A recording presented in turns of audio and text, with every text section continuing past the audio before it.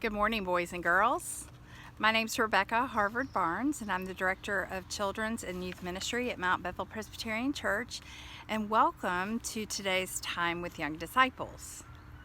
Last week, we heard together and started to learn Psalm 23.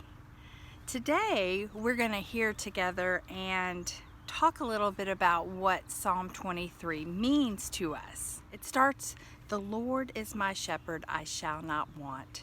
He makes me lie down in green pastures. He leads me beside still waters.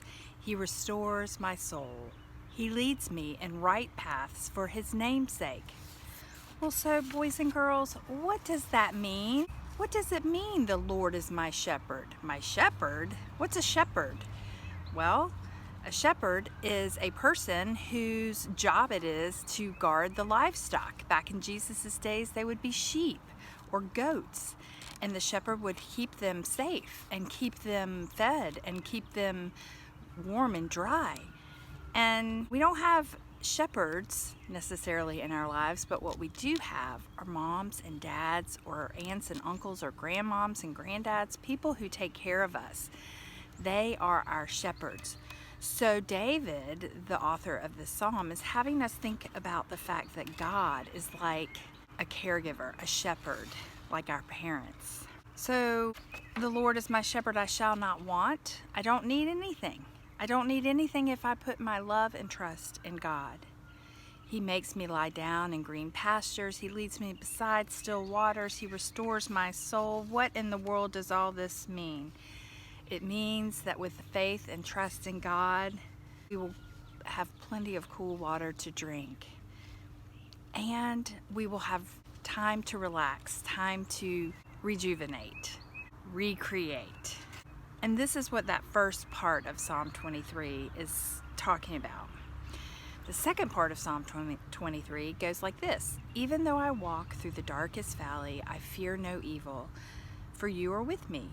Your rod and your staff, they comfort me." So again, we have the image of God as a shepherd with the rod and the staff. That's what the shepherds used to herd the sheep. What David's talking about here is that sometimes when things get hard in life, even in those times, God is with us. And because we know God is with us, we have no reason to fear.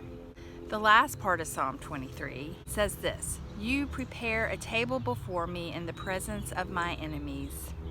You anoint my head with oil, my cup overflows. Surely goodness and mercy shall follow me all the days of my life, and I shall dwell in the house of the Lord my whole life long."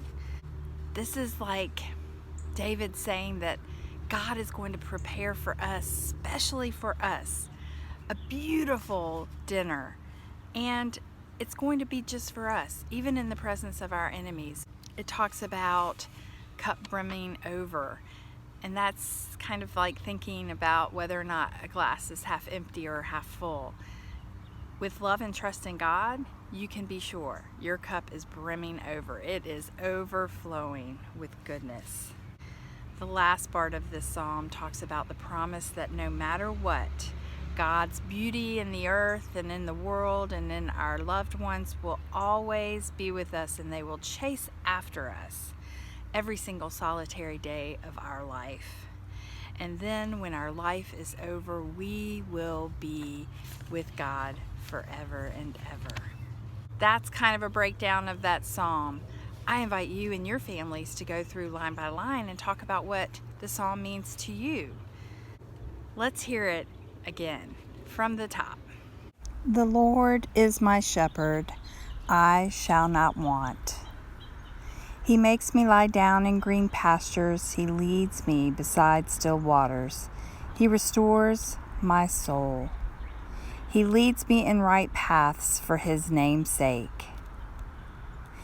Even though I walk through the darkest valley, I fear no evil, for you are with me. Your rod and your staff, they comfort me. You prepare a table before me in the presence of my enemies. You anoint my head with oil. My cup overflows. Surely goodness and mercy shall follow me all the days of my life, and I shall dwell in the house of the Lord my whole life long." My friends, go in peace to love and serve the Lord. Amen.